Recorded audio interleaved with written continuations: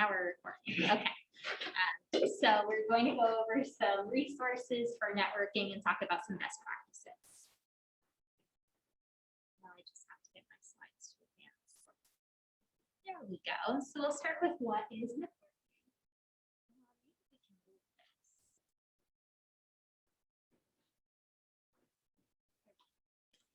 So basically, networking is developing connections.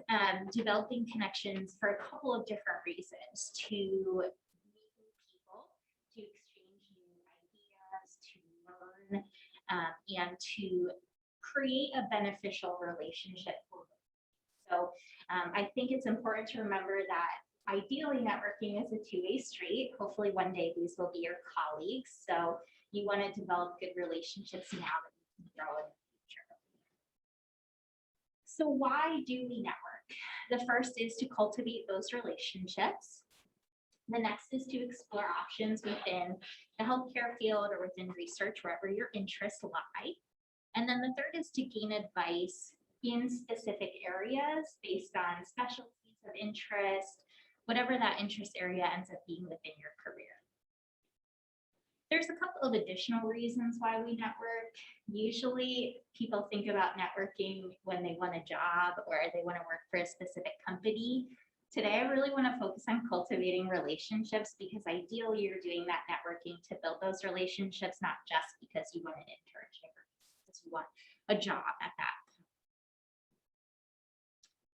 So I think it's important to define why you're networking before you begin. So what are you looking for? What are you looking for out of the conversation? Are you wanting to learn more about a specific career path? Are you wanting to learn more about the steps to get to a specific career path? Are you looking for shadowing experiences? Are you looking for research experiences? So we really want to define what those goals are first, because that's going to help guide how you do the networking. So there are kind of three steps that I see in the networking process. The first is starting with understanding who your existing network is and trying to tap into those people first because they're easily accessible. The next is utilizing online platforms, so things like Lehigh Connects and LinkedIn, and we're going to talk about each of those in depth. And then the third is conducting informational interviews. So ideally, the outreach that we're going to talk about with those three items, the existing network, Lehigh Connects, and LinkedIn, are going to lead to informational interviews, which is that first step in the networking process. So thinking about your existing network, who do you know already? So do your parents do something related to the career field that you're interested in? Do you have other family members who do that work? Do you have friends who might have family that do that work? Do you have classmates who are interested in the same areas as you who might be able to get you in contact with their existing network? Coworkers, faculty, mentors, neighbors, there's all kinds of different ways that you can have these existing networks already. And we really want to try to tap into those first, because like I said, those are kind of the low-hanging fruit with networking. So if we can start there, that's a good place to start. For my pre-health folks in the class, I always recommend starting with your own healthcare team. So if you have a pediatrician that you've been going to, or a dentist, family doctor, start with your healthcare team, because they're a good place to get some of that information. Maybe start with some shadowing. And when you are reaching out to your existing network, you want to ask some questions about how they got to where they are. So obviously you want to start with an introduction. If they don't know you well enough yet, you want to start with where you go to school, what's your major, what are your career interests, and then go into your ask. So your knowledge gathering during those conversations. Lehigh Connects is another way that you can find people to connect with. So basically, I like to think of Lehigh Connects as a LinkedIn just for the Lehigh community. One of the things that I really love about Lehigh Connects is the alumni who have profiles on there have already elected to talk to students. So I think sometimes that takes a little bit of the fear of networking out of it when you know that they want to talk to you. They've already said they want to interact with students. So Lehigh Connects is a good place to start. So you're going to start with creating your profile. If you don't have one already, it's really easy to create your profile. Then you're going to browse the network to see all of the alumni who are on there, and then use your filters to find the right people and then message them. So I want to pop over to Lehigh Connects to show you what it looks like.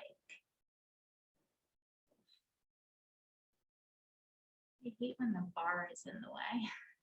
There we go. All right, so this is my Lehigh Connects profile, and we're going to go to the Browse the Network. So this is all of the alumni who have signed up to be on Lehigh Connects, and we have a lot of active users. So you want to make sure that you're using your filters to find the right people. There's a lot of different filters that you can use. You can search by the major that they were in while they were here at Lehigh. You can search by the industry that you're looking for. In more filters, there's all of these kinds of different filters. So I want to show you the community one. So when alumni sign up for Lehigh Connects, they can elect to join a community. So we can look at the Healthcare Alliance for an example. So these are all folks who have self-identified as working in the healthcare industry, not necessarily just practicing physicians and things like that, but it's pretty diverse. So you can see there's lots of different people on here. You can click on a profile, learn a little bit more about this person. Their profile looks pretty similar to LinkedIn. And then if they sound interesting, you hit this message button. Another thing that I love about Lehigh Connects is it makes it super easy to connect with people. So we have templates in here. So you can just click on a template to create a little note to them. And then if it looks good, I would recommend reading through it and make sure you make it your own. Don't send the same template. And then if it looks good, you can either send it or you can click this request a meeting. So the request a meeting lets you give them some availability. So I'm available for a video call next Monday for 30 minutes at 5 p.m., not a.m. I will not be ready then. And then you can request a meeting. So you can put in multiple dates and times, and that way they can look through them and see if any of those work for them. If you don't want to send that request right away, you don't have to. You can just send the little note, and then they can schedule on their own with you. So I would say most alumni have it set up where they'll get emails to their personal email when they get connections. The other thing that's nice about Lehigh Connects is the alumni on there can put in how much interaction they want. So if they're feeling totally overwhelmed by requests, they just turn off their interactions, and then you can't even see them as an option anymore. So they truly are just the people who want to talk to students that you're seeing. All right, now let's see if I can get back to my presentation here. Oops.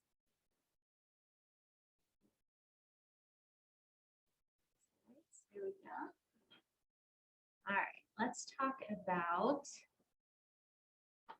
a LinkedIn profile.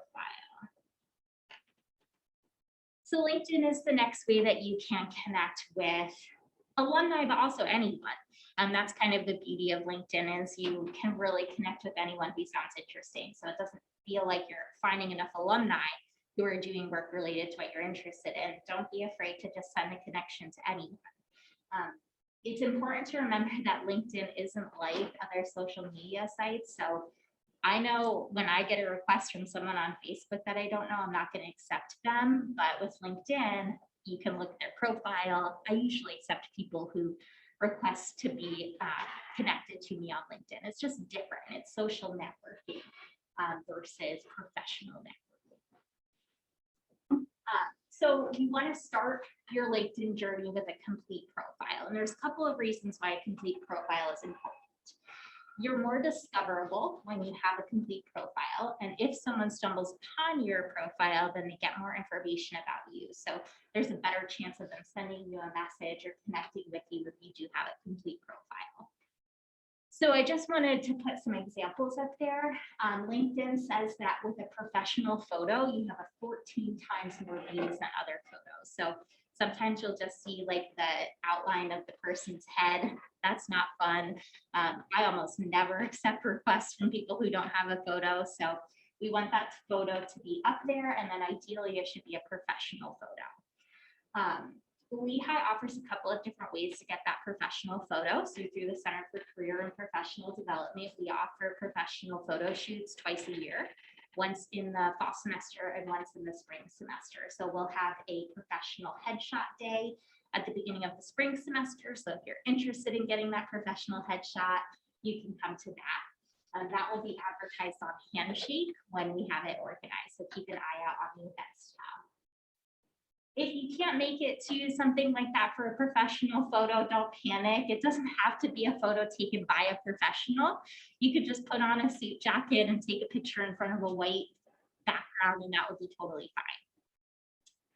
The other example is listing skills. So LinkedIn says that if you list 5 skills on your profile, you have a 31 times greater chance of someone finding you and sending you a message. So a lot of times employers will use the skills to search for candidates. So if they're looking for someone who has really strong Excel skills, they might type in Excel and then look for applicants who have said on their profile that they have strong Excel skills. If those skills are endorsed by your network, you have an even better chance of getting a response from that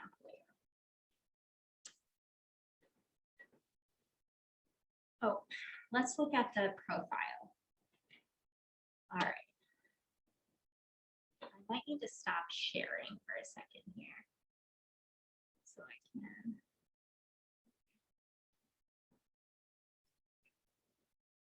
All right.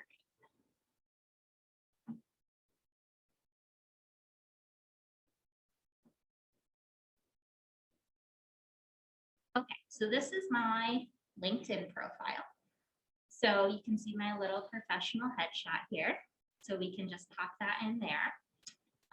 LinkedIn does do a weird thing with the circle. So sometimes you have to mess with your photo a little bit so your whole head is in the circle, but we want to get that profile picture up there.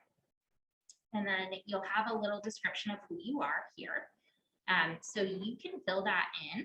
If you click the little edit button, you can put in some information here. So this is called your headline. So obviously I have my job title there. You guys don't have job titles, which is okay. For now, you can put something about who you are as a student is what I usually recommend. So junior at Lehigh University studying biology, something like that would be fine. The current position isn't something that you can fill in here. It's a drop down. So you'll have to fill this in once you have your experiences in there. And then they want you to pick your most current experience to have on there. So you can fill in this kind of stuff, and then it'll show up as a little header on your profile. LinkedIn's pretty good about telling you whether your profile is complete or not. I had some red exclamation points this morning, so I made sure mine was filled out for you all. So it makes it really easy. It just walks you through what you need to have a complete profile.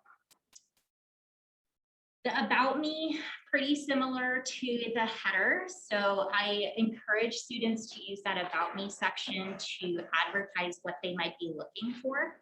And so you could say, I'm a junior at Lehigh studying biology, looking for research opportunities within biomedical research.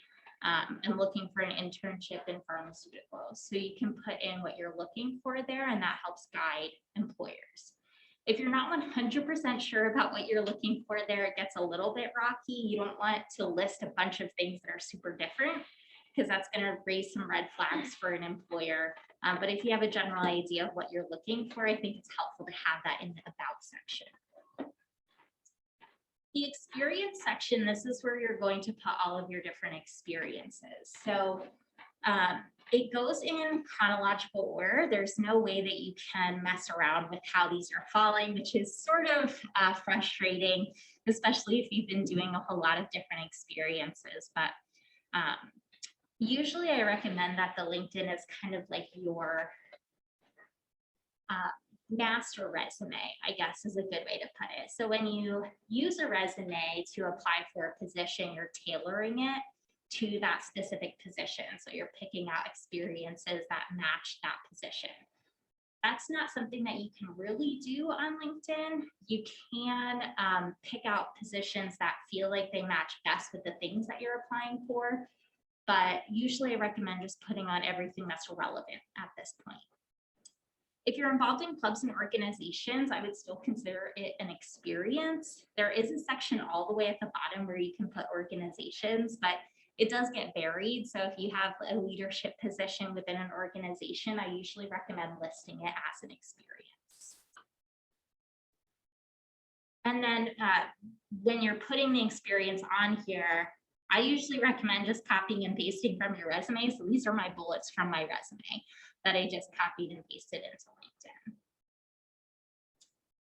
So you've got our experience section, you've got your education, so you'll put that in. This skills section is what we were talking about earlier. So with this skills section, you want to try to be as honest as possible with the skills that you have. So if you feel like you're mediocre at Excel, I wouldn't put that as an example. I can type in Excel, but that's about it. So I don't have Excel as one of my skills. They have this little take skill quiz that you can do. It'll pull up some common skills or most requested skills from employers, and you can look through that list to pick which ones fit best with what you're looking for. And then these skills can be endorsed by others. So for example, my event planning skill was endorsed by 5 people. So if an employer is looking for someone who has good event planning skills, and I have it endorsed by 5 people, they're going to look at that more favorably because it gives it a little bit more validity than you just saying that you have that skill because other people are supporting that claim. The accomplishment section is, like I said, where you can put those organizations. So there's a lot of different categories here. If you have publications, we can put those here. I don't know if anyone has patents at this point, but if you have them. Coursework, so if you have specific coursework that you want to highlight, projects, test scores, if you've taken your MCAT or your GRE and you want to put that on there, you can. Languages, organizations, things like that. The interests, so these are things that you have clicked that you like. So my interests are related to my recent jobs. And then you can put causes on there too. So that's an overview of what the profile will look like. It pretty much mirrors your resume. So if you have a pretty well-developed resume, it's pretty easy to just copy and paste that onto your profile.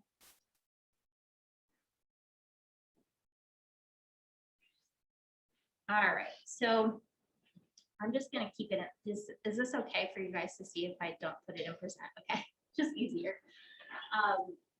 So the next step after you have your profile built is building your connections.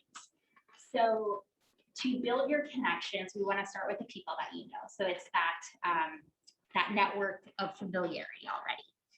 So I usually recommend connecting with 50 people that you know before connecting with people that you don't know.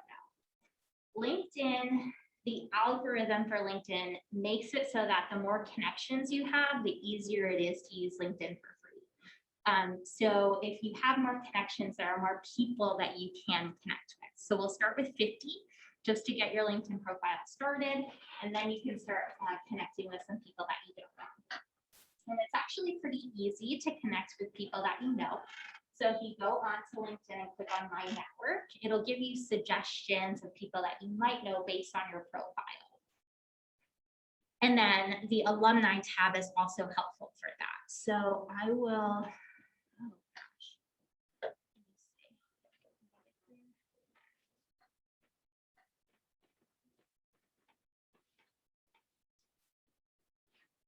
Yeah, you would think I would have this Zoom thing figured out at this point.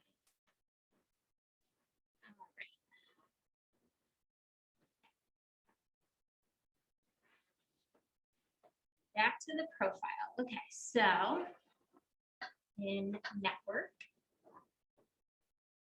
it'll make these suggestions based on your profile. So these are people that I might know from Lehigh University, people that I might know from Kutztown, because that's where I did my master's, people that I might know from New York City since I lived in New York.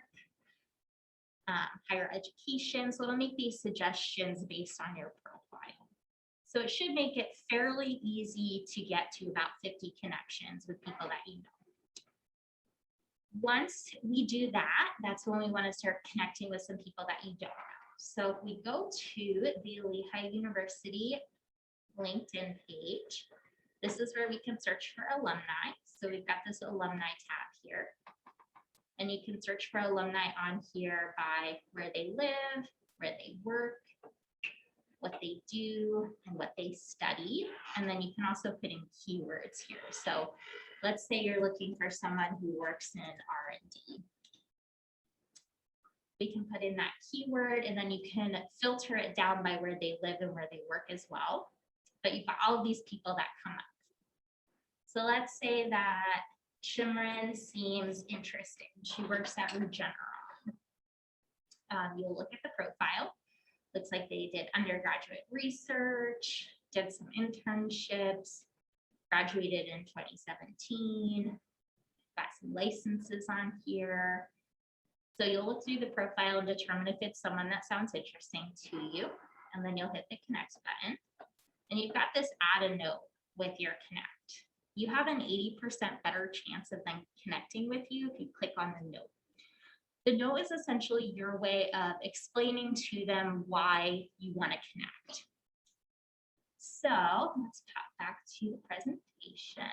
If I wanted to connect with Chimran, this is how I would make that connection. So first I want to review their profile, make sure that there's someone that's good to connect with. Then I want to send them a message by introducing myself, describing the purpose for the connection, and then showing some appreciation. So I might say, hi, Chimran, I'm a junior at Lehigh studying biology. I was interested in your work with Dr. Swan's lab here at Lehigh and how you transition into R&D role after graduation at Regeneron. I value your insight as a Lehigh alum and appreciate the opportunity to connect.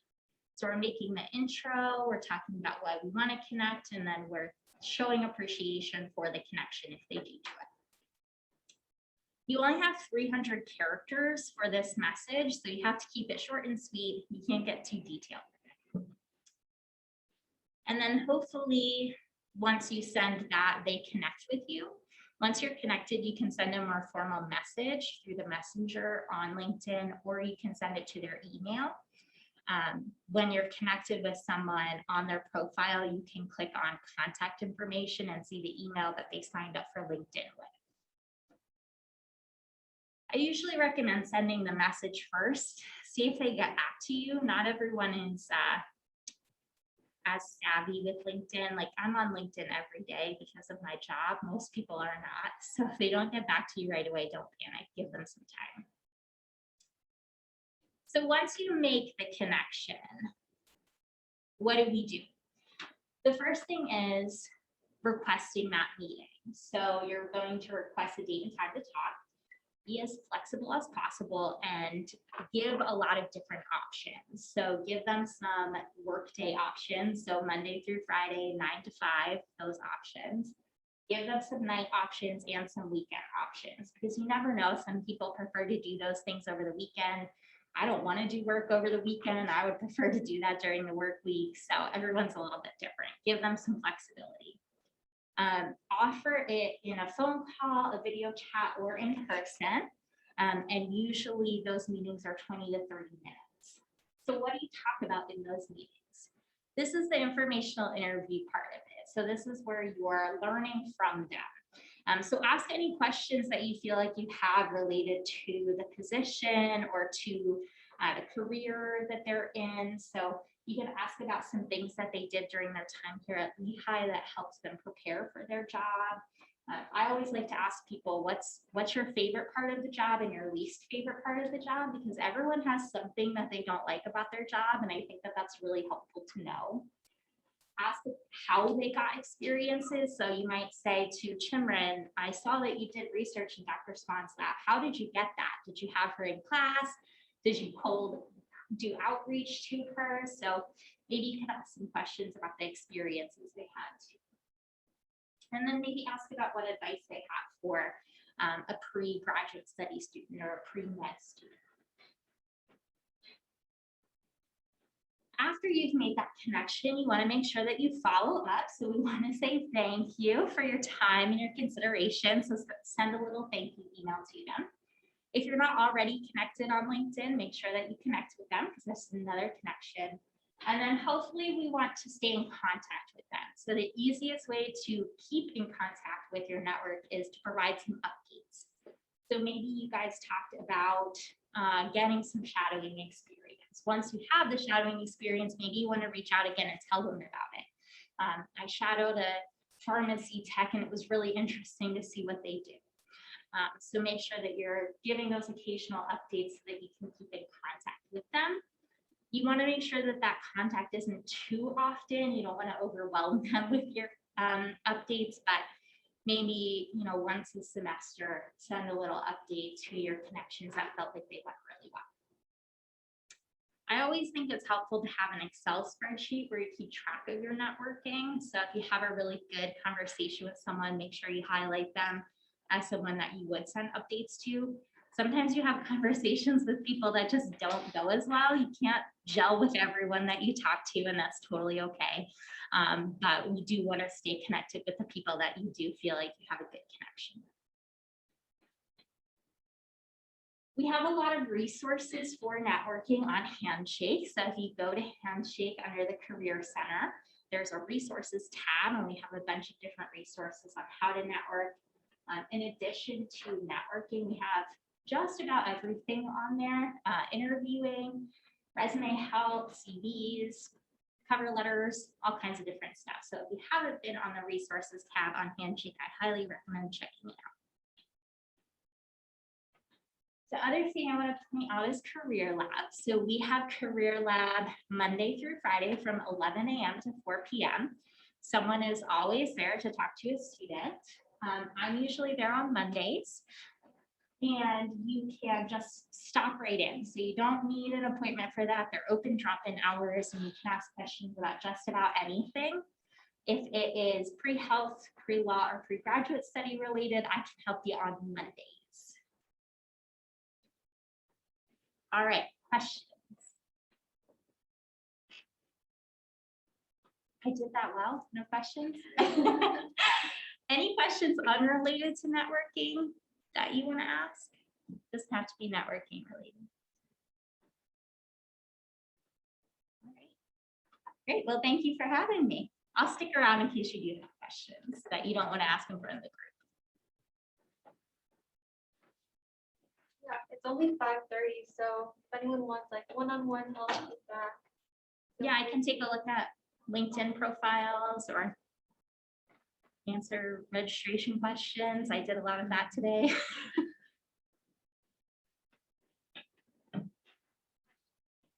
Oh, someone asked something. Honestly, you don't really have to know them at all.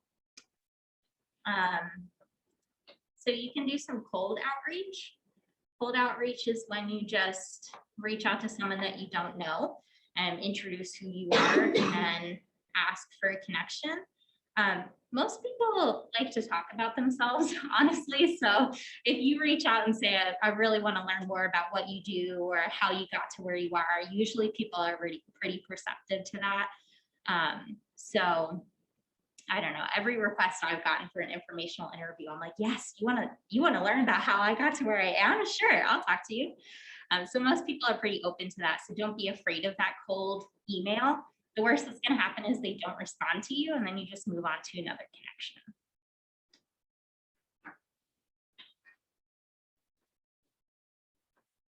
I hope that answered your question, Ethan.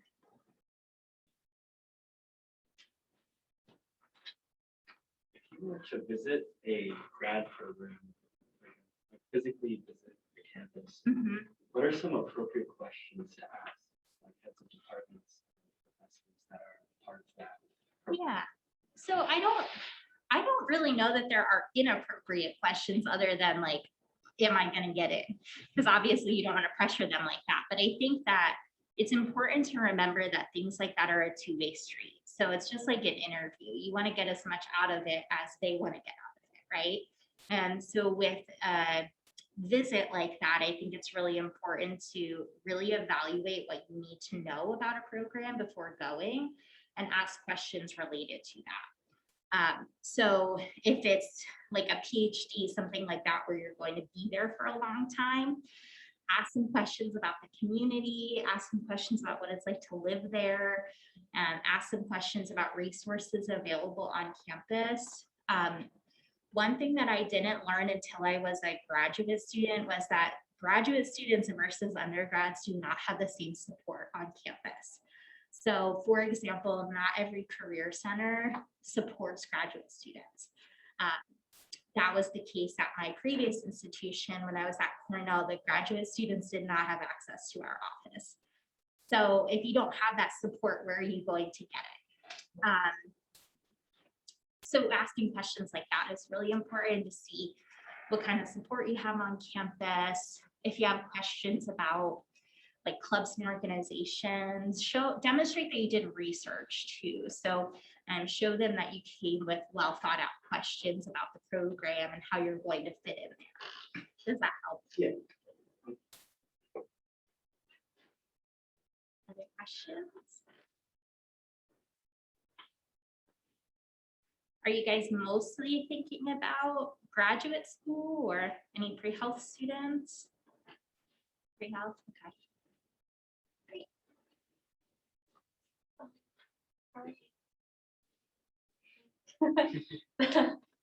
Nobody has any questions. I don't know.